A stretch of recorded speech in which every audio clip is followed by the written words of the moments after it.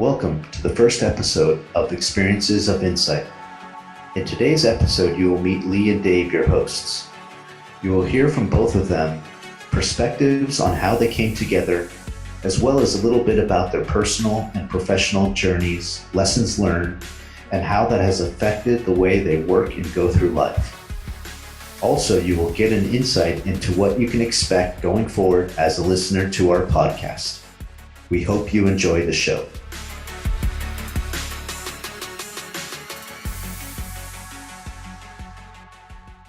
Hi, everyone. This is Dave Magdaleno coming to you from Brooklyn.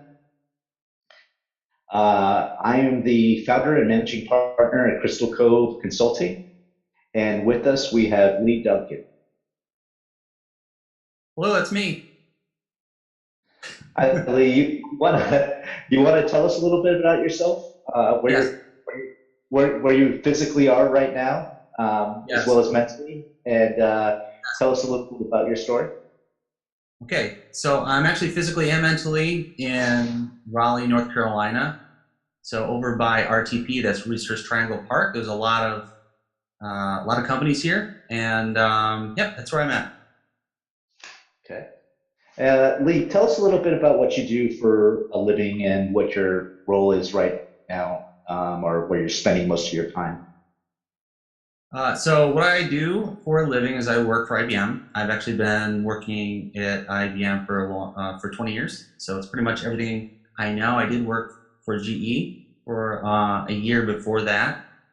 And I've seen a lot of changes at IBM. And by the way, all the opinions today are my own and not of IBM. But yeah, so I've learned a lot working at IBM. My current role is that of an experienced designer.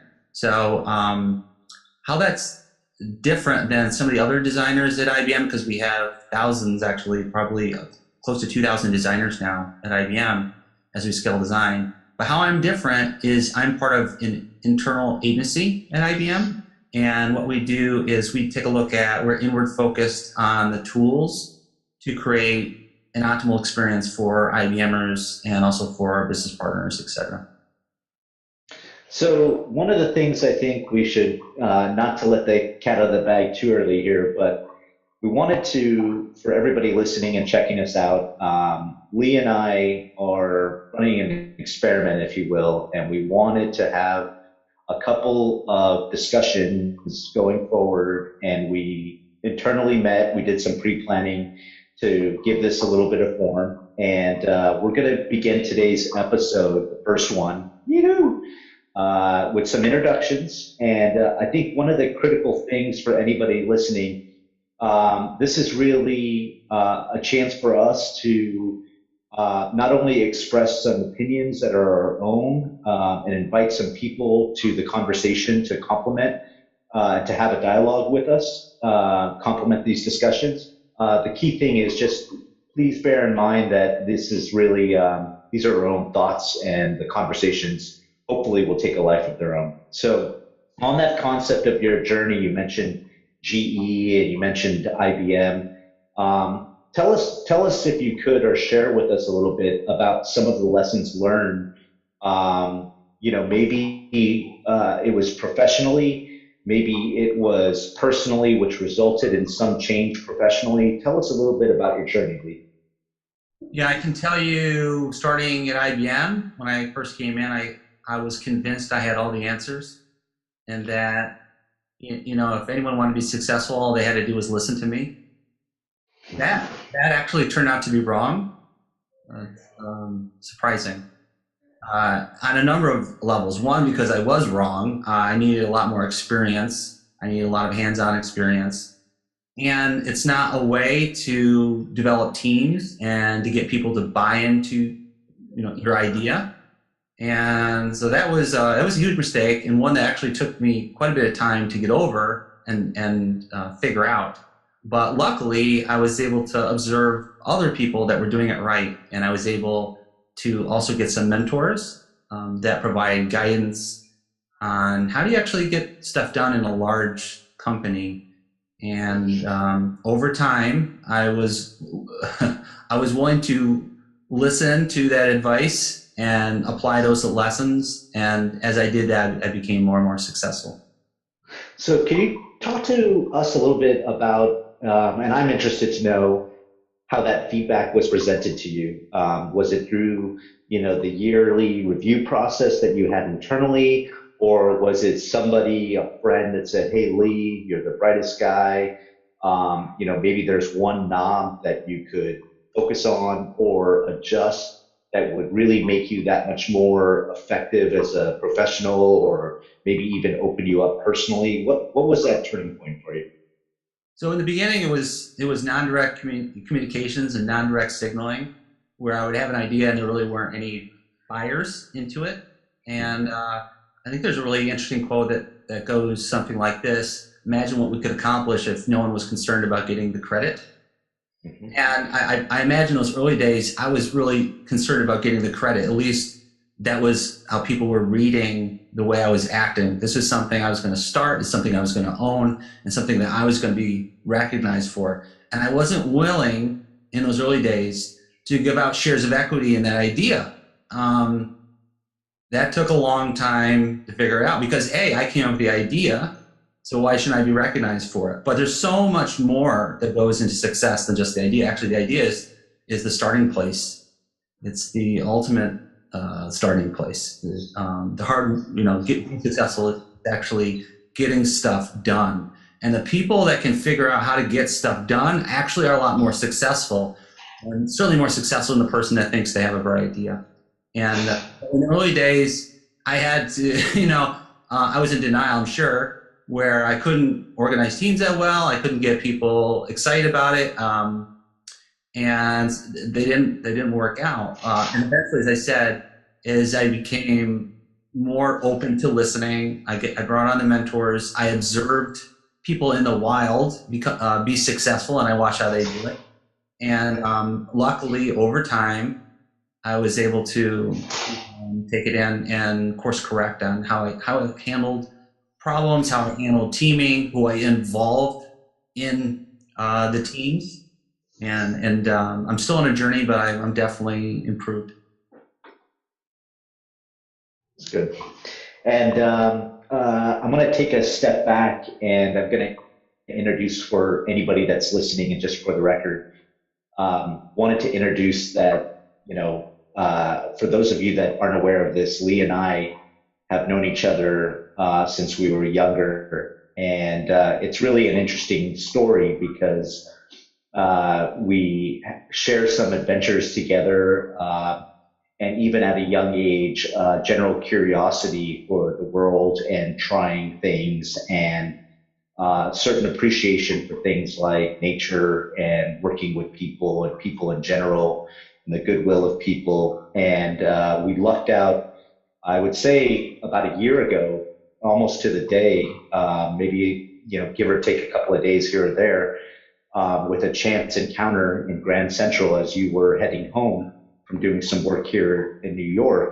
And, as I tell people, it's kind of an interesting story. Uh, over 45 minutes or however long we were conversing, realizing that we shared a lot of the same interests in professionally as well as personally still after all that time.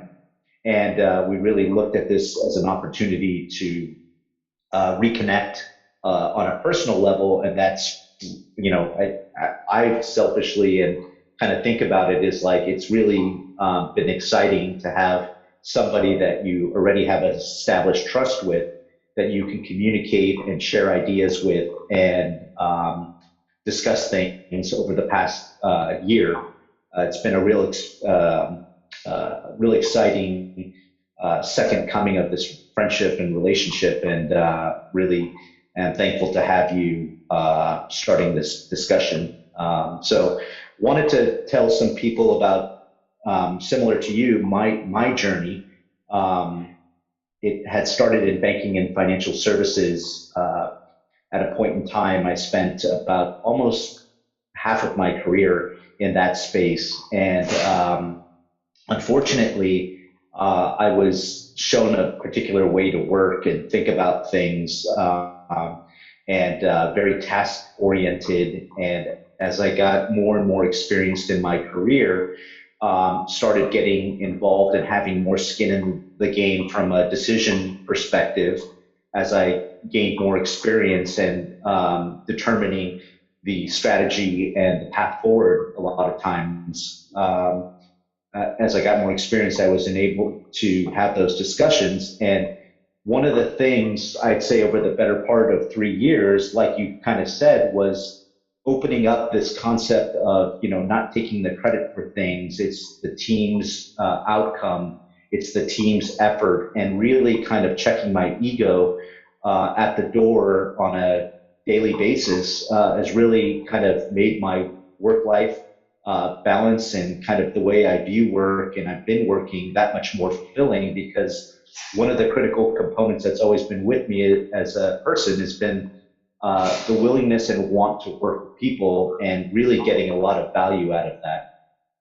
So for me, I think one of the things that I've learned based off of my experience is that it really, regardless of what you're doing, uh, having that human element and listening and hearing people's stories or opinions first before jumping to contribute yours or trying to be the champion and trying to be the louder voice or push something through doesn't necessarily work well, and personally is not as fulfilling a type of work to have. So would you mind sharing with everybody out there this concept? I've given people a background of, you've given people a background of your experience, your personal reasoning why you're going down this path of constant learning, working with people, hearing different stories. What kind of led us down this path to get together, to interview each other, to create an environment for insight, if you will, and what other topics have we discussed you want to share with people out there? Well, okay, so I found that to innovate well, you have to involve other people. You have to be inclusive. And just in the sense just in the last year since we've been talking and working together, you've helped me uh, get a number of ideas that I've applied in the area of design and all sorts of things. So I can say that it's really been generative to me to work with you, and I think our goal is to scale that, right? If you can involve diverse personalities, diverse backgrounds, diverse attitudes, you're going to be able to learn more, and you're going to be able to accelerate through that learning curve much faster. And also, it's just fun and entertaining to interact with people. One of the main goals of computer-human interaction is to replicate the human-human experience, and so I think another way of being better in developing computer-human interactions is to spend more time with humans and figure out what types of questions do people ask, what types of information do they want to know.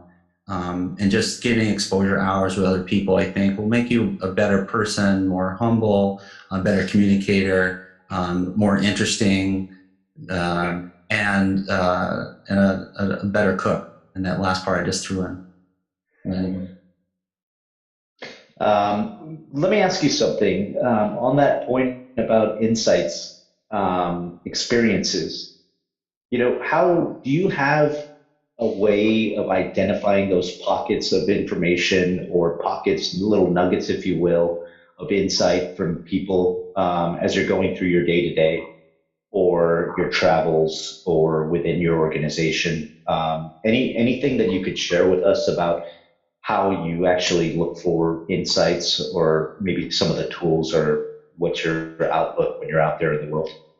Yeah. So what I try to do is be very intentional about listening to the words people say and the tools that they use and how they solve problems. And I'm always on the lookout for new and novel things, new and novel ways of solving problems, and especially ways of solving problems that are much easier and simpler.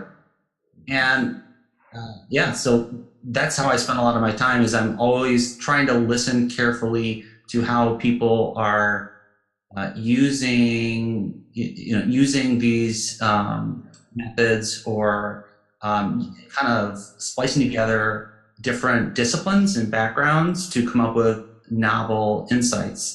Of course, you can come up with insights through experience, doing something 10,000 times, and you're bound to learn something new. But also the accidental insights, I think, are also useful. And that's where you just interact with enough people, we interact with enough types of varying information, even when you're quote unquote playing. I can tell you all the time, I'll learn something in regards to, if I'm helping out at a play date with my daughter, I'll notice how kids are most comfortable forming relationships, and how you can start gathering information by just giving people a reason to converse, and how you can give people permission to have a conversation, and how you can approach information in a way that other people feel like they're a valued participant in that talk. So insights are all around us. You just need to keep your eyes peeled, and it really is fun and exciting when you're able to uncover something that could really produce an amazing product or an amazing service or an amazing new way of working together. I'm always looking for that moment so I can share it. And also, it's really what motivates and excites me. I think I agree with you. And, it's interesting. I know you and I have talked about innovation and what that's looked like when you were to graph it and look historically versus the concept of, we dance around a lot of different things like human-centered design, extroverted design as well, whereby, you're sharing a lot of stories, concepts, insights, and, going forward with access to different means to communicate, it seems like the world is ripe for some growth and innovation, assuming that people are willing to listen to stories and search for insights, much like you've advocated or talked about here. Um, I also think that, going back to my own personal experiences, maybe I wasn't for the first part of my career on a trajectory or on a path of constant learning. But, I think there's something to be said about people once they do make that leap of faith and kind of really put themselves on a path to learn from other people, that, increases their chances for success when it comes to identifying insights and maybe pivoting and positioning that towards innovation. Yeah, and one thing I'll mention is talk about story, and I think about storytelling, and that's something that's common in design. And you can be so much more impactful if you can weave your point of view into a story, something that has emotional components, that has peaks and valleys, and you take someone on a journey.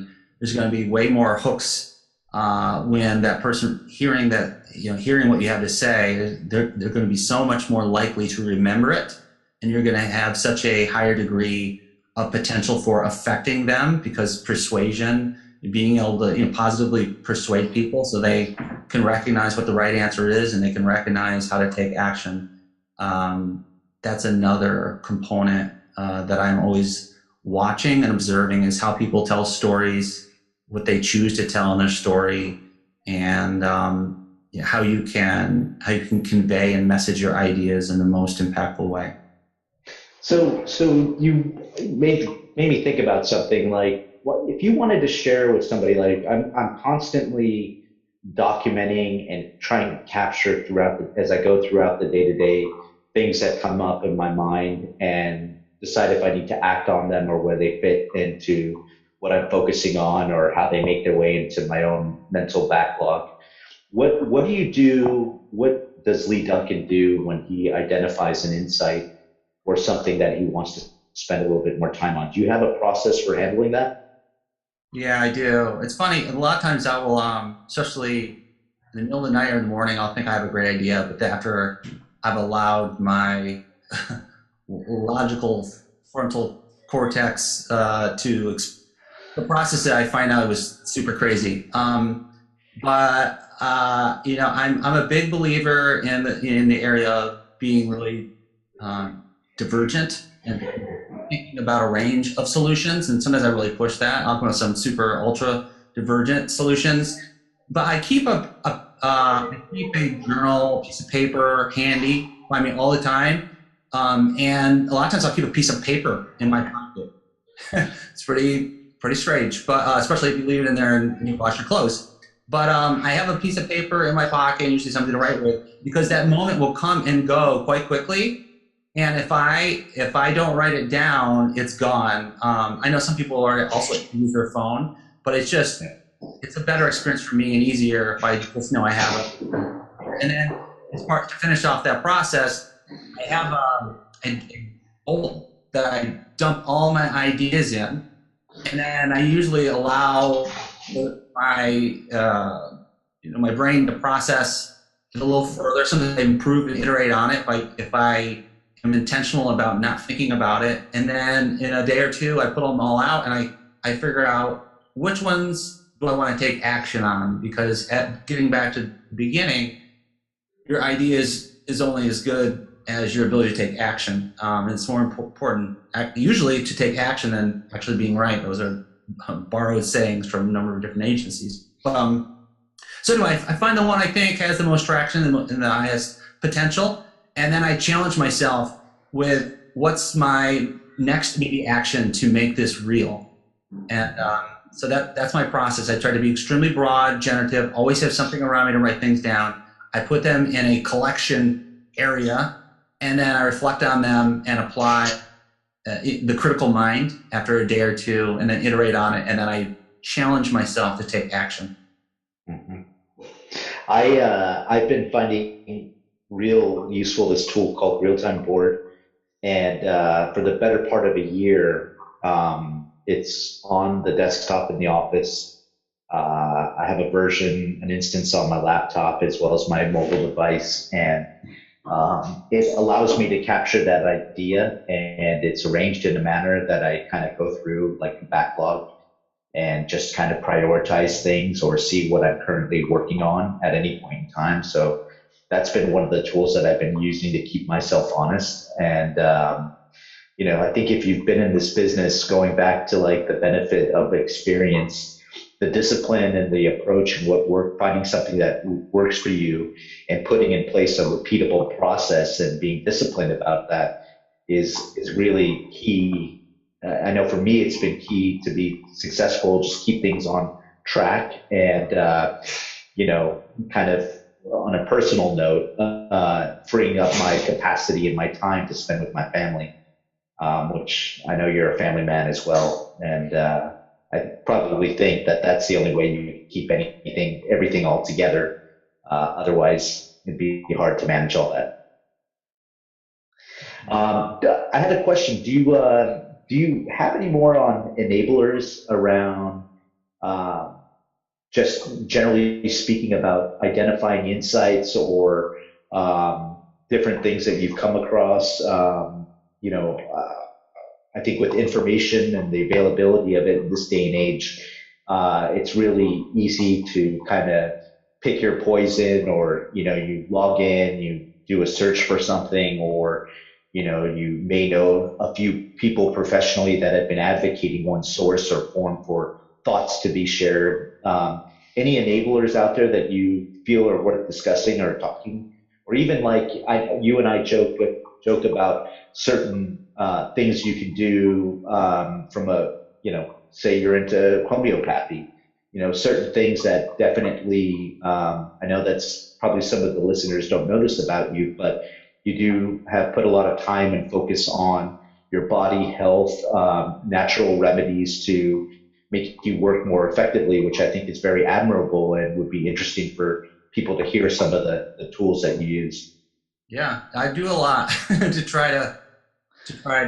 stay calm and be focused. And it's something you mentioned a second ago is I think there are a number of I'll call them ceremonies, repeatable actions that you can take every day to increase your chance of success. And some of them are so boring that people don't like to do them, but they are among the most effective. So if you want to hack your ability to be effective, one very simple way is to make sure you get enough sleep and make sure you sleep at the right time. And that is not a fun one for people. It's not something that you get a lot of clicks on. If that was the name of your book, Sleep a Lot. At sleep, I Go to sleep. Yeah. Live a common life. Go to bed. I'm not sure that's a title that's going to sell more than one copy that you buy yourself or your parents will buy. Anyway, so one, get to sleep, get to bed on time, and follow the sun as far as your eating and your activity habits. There's a lot of interesting science about how you trigger your excitability of the brain if you eat late at night. And you want to be aligned with your circadian rhythm. And if you can get all that right, then you'll be much more productive. You can probably achieve 10 to 30% more. You'll have a higher degree of focus. You'll be in a better mind state to be kind to people. And when you're kind to those around you, they want to work with you and they want to ideate. But let me try to be really provocative and tell you a couple other things. So I also do heat shock training, which is nothing more than a sauna, but the minimum effective dose that I try to go with is 5 days a week, 175 degrees, 21 minutes. And the reason why I do that is because it signals brain-derived neurotrophic factor, which is the neurons that help with myelination in the brain, so you can remember all those things, those ideas, and be more productive, be happier. And then another thing, last thing I'll mention, is I have something called a hypoxicator. What is that? Okay, that's interesting. It's nothing more than an altitude machine, because it's been found through research that through intermittent hypoxic training, if you if you can replicate training at high altitude, you'll release all types of hypoxic neural signaling that makes your brain produce more neurons, and that helps with memory and creativity and all the neurotransmitter components that help with that. It definitely will make you more generative when you least expect it. You'll have ideas that are pretty profound. So all those things and many more are elements that I use to help me be more creative, to put me in the right mindset, and to help my wellness, so I'm not sick and I'm happy and I'm a better husband and a better father. It's funny. Soleil and I were talking to a friend of ours last night at home, and was telling her that today we're actually recording our first episode, and was giving a little background on you. And her thing was, he's got a special device that kind of mimics what it's like to train at altitude. And that's how Soleil, my wife, knows you, and likes to joke about not joke, but joke in a very cool way. Like, this dude is serious about fitness. This dude is serious about mind hacks and different things, and he's put a lot of thought into that. We all thought that was really cool. Yes. Yeah. I used to be called, at one time I had a nickname of Extremely. Yeah. I basically tried to make it as extreme as possible. And, fasting, trying to do all types of ultra endurance things till you basically down. Those are all interesting things to me, especially because I like how the body adapts to those challenges. You can stretch yourself, stretch your mind, stretch your stretch your physical ability. I find in most of the cases that I learn something from it. I learn something about myself, it makes my body and my mind function better. Yeah, I personally think that sleep is a real critical component for me. I am part of that go to bed at 8 o'clock in the evening crowd. Just my life outside of work and my home life kind of necessitates it with the two small ones. But I also find that, for the first time for an extended period of time, I'm on a consistent, 8 hours of sleep a night, which is really means a lot for my well-being when I start the day. Also, with sprinkled on with a little bit of a walk in the morning has done me wonders as well. So that usually when I hit the office, or I kind of after at the end of that 30 to 40 minute period of walking in the morning after dropping off my son, I feel like I've got at least for the first part of the day, a good priority and alignment on what I need to do and maybe have worked through some things that I've been tossing around for the past couple of days. So it's good. So experiences of insight. So that's what we're going to be calling this thing, I think so. I think that's what we're going to call it. Yeah. at least for the time being. What do you think we should tell people that we can offer them? When it comes to each one of these episodes, at the onset, you and I have discussed this, and I think we have a few ground rules. Anything you want to share with people as far as what they can hope to expect? Yeah. I think this is going to be a lot like the Tim Ferriss Tribe of Mentors, but you can listen to it. So it's going to be much shorter, and it could be all over the page. These can be high performing individuals in the normal sense in their professional life, but it could also be people that have figured out how to really appreciate other people, how they've reached another plane of joy and contentment. It can also spark your interest in different areas that you didn't know existed or exist. So I would say this is definitely one half entertainment, one half learning, and yeah, it's going to be interesting for us, and I think it'll be equally interesting for you. Yeah, I agree. And going back to one of those things that I spoke about earlier, and we had spoken about previously, is going into it with this concept of innovation and different views and storytelling and giving people a chance to communicate and taking people and listening to stories maybe not from your typical day to day. It's not always going to be an interesting dialogue. We can hope that it will be. But one of the things that we will do is we will try our best to curate some people and give them a forum or a floor to communicate their insight and share with people in the hope that it's incrementally making things better for a larger audience or population out there.